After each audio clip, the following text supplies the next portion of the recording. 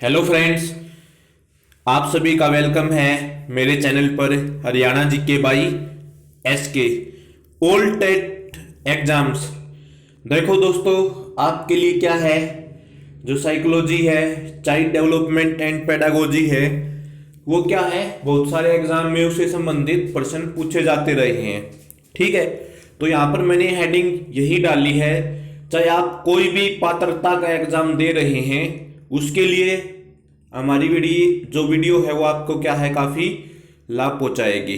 ठीक है, मनोविज्ञान और बाल विकास क्या है, सभी जो प्रतियोगी परीक्षाएं हैं उनके लिए क्या है, इंपॉर्टेंट है। फुल ट्रिक और कंसेप्ट के साथ पढ़ाएंगे, ये नहीं है कि ट्रिक ट्रिक आपको समझा दी, क्योंकि जब तक आपको कंसेप्ट का ज्ञान नहीं होगा, आपको पूरी डिटेल का ज्ञान नहीं होगा, आपको ये सब्जेक्ट नहीं आने वाला। ठीक है, बाल विकास साइकोलॉजी, ठीक है, ये आपको तभी आएगा जब आप क्या है, इसको थोड़ा डीपली पढ़ोगे। ठीक है, और एक बार पढ़ने के बाद क्या है, वैसे ये हार्ड है लेकिन एक बार पढ़ने के बाद आपको ये इजी लगनी शुरू हो जाएगी। तो आइए स्टार्ट करते हैं। जो ये साइकोलॉजी है वो C TET, S TET, MP TET, UP TET, KVS, ठीक है, और DSSB, all state TET exam and REET, इन सभी में क्या है, ये यूजफुल है ये वीडियो। ठीक है ना, तो आप किसी भी एग्जाम की तैयारी कर रहे हो तो आप ये वीडियो पूरा देखिए और अपनी तैयारी में लग जाइए। तो आइए स्टार्ट करते हैं। टुडे, आज हमारा टॉपिक क्या है, टुडेज टॉपिक इज बुद्धि लब्धि का वर्गीकरण। सबसे पहले बुद्धि लब्धि मैं आपको इंग्लिश में बता देता हूं, इंटेलिजेंस। ठीक है, बुद्धि लब्धि मीन्स इंटेलिजेंस। ठीक है, यहां पर दो भागों में बांटा गया इसको, बुद्धि लब्धि है, ठीक है, और एक बुद्धि वृद्धि वर्ग। तो आइए देखते हैं, जानते हैं। सबसे पहले देखो दोस्तों, 140 से 200, जिसका आईक्यू लेवल, जिस बच्चे का आईक्यू लेवल 140 से 200 तक का है वो प्रतिभाशाली बालक होता है। ठीक है ना, यानी कि वो प्रतिभाशाली बालक होता है, उसके अंदर सीखने की लगन और अपने आप अलग अलग चीजें करने की प्रतिभा होती है। ठीक है, अभी यहां पर देखो 120 से 140, 120 से 140 तक जिसका आईक्यू लेवल बुद्धि लब्धि 120 से 140 है, उसका जो वर्ग है वो किसमें रखते हैं हम बच्चे को, परखर, कि वो बच्चा क्या है, परखर बुद्धि वाला है। परखर का मतलब क्या होता है, तेज बुद्धि वाला। ठीक है, जिसका आईक्यू लेवल 110 से 120 है, उन बच्चों को क्या कहेंगे हम, उत्कृष्ट बच्चा।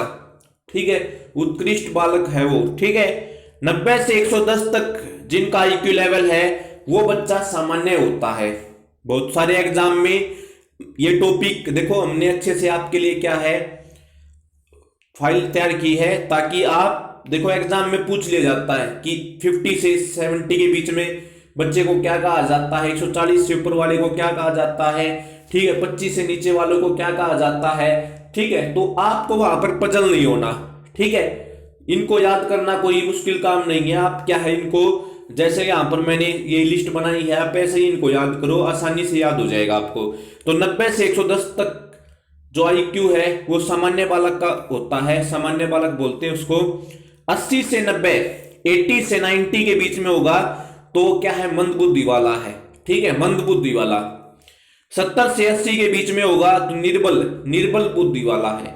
ठीक है ना, निर्बल मतलब थोड़ा मंद से नीचे। 50 से 60 है तो क्या है, मूर्ख है, यानी कि उसको चीजें समझने में दिक्कत आती है। 25 से 60 है तो बिल्कुल मूड है, मूर्ख से भी नीचे। ठीक है, और 25 से नीचे है तो जड़ बुद्धि है। ठीक है, यानी कि सामान्य बच्चों से भी बिल्कुल नीचे है, मूर्ख जड़ बुद्धि। ठीक है, 25 से नीचे वाले क्वेश्चन आते हैं कई बार, 25 से नीचे बुद्धि लब्धि वाला बच्चा किस श्रेणी में आता है, तो ऑप्शन दे दिए जाते हैं, तो आप क्या है, जड़ बुद्धि वाले पर टिक कर देना।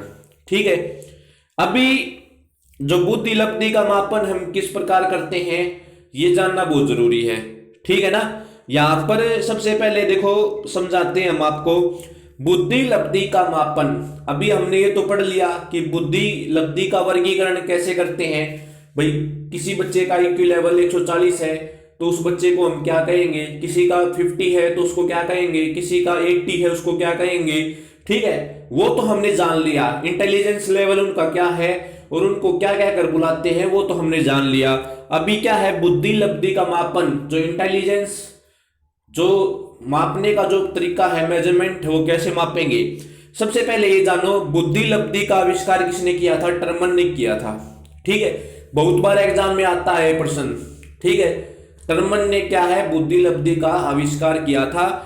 इस वीडियो को देखने के बाद आपका जो ये इंटेलिजेंस से रिलेटेड वीडियो है, ठीक है, आपका जो बाल विकास का साइकोलॉजी का जो टॉपिक है वो कवर हो जाएगा। ओके, फिर है देखो यहां पर, अब देखो यहां पर बुद्धि लब्धि निकालने का, आईक्यू निकालने का, ठीक है, क्या फॉर्मूला है।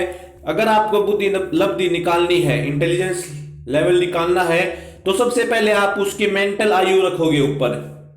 ठीक है, मेंटल आयु बटा वास्तविक आयु। वास्तविक आयु क्या है, जो उस बच्चे की उस समय पर आयु है, और फिर आप क्या है 100 से उसको क्या है गुणा कर दोगे। ठीक है, जैसे मान लो किसी बच्चे की मेंटल आयु 15 है और वास्तविक आयु 12 है, तो उसको क्या है साइड में 100 से क्या है गुणा कर दो। इनको आप काटोगे तो क्या है 125 आ जाएगा।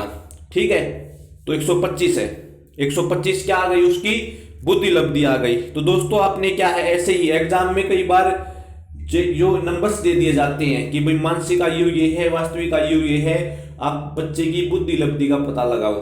ठीक है ना, कि किस श्रेणी में आता है, वो इस तरीके से भी पूछ लेते हैं। तो ये फॉर्मूला है, आपने ये फॉर्मूला याद रखना है, बिल्कुल इजी फॉर्मूला है, और आपको ये लिस्ट याद रखनी पड़ेगी दोस्तों।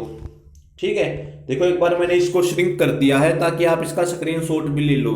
ठीक है, आप एक बार इसको क्या है अपनी नोटबुक में या इसका स्क्रीनशॉट ले लो, इसको याद कर लो। ठीक है, बुद्धि लब्धि से 1 या 2 प्रश्न हर एग्जाम में, चाहे वो स्टेट का हो, सेंटर का हो, कोई भी पात्रता का एग्जाम है उसमें पूछा जाता रहा है। ठीक है ना दोस्तों, तो ऐसी ऐसी क्या है बहुत सारी वीडियो हम हमारे चैनल पर आएंगी। Psychology, child development and pedagogy का फुल कोर्स करवाया जाएगा, कंसेप्ट के साथ विद ट्रिक के साथ। ठीक है, ट्रिक भी बताएंगे आपको। ठीक है, लेकिन हमारा ये है कि आप अगर कंसेप्ट को समझ लेते हैं तो ट्रिक की आपको क्या है इतनी आवश्यकता नहीं है। ठीक है, तो आप तैयारी में लग जाइए, जो भी आप पात्रता एग्जाम की तैयारी कर रहे हैं आप उस तैयारी में लग जाइए। एसटेट, सी टेट, जो भी यूपी टेट, किसी भी टेट के एग्जाम की तैयारी कर रहे हैं तो आप हमारे चैनल से जुड़े रहिए। वीडियो को क्या है लाइक कीजिए, शेयर कीजिए, सब्सक्राइब कीजिए हमारे चैनल को, और क्या है ऐसी बहुत सारी वीडियो डेली हम आपके लिए प्रोवाइड करवाते रहेंगे। तो दोस्तों अब है अलविदा लेने का समय, लेकिन हम आगे आपको मिलेंगे एक नई वीडियो के साथ। तो गुड बाय, जय हिंद, जय भारत, जय हरियाणा।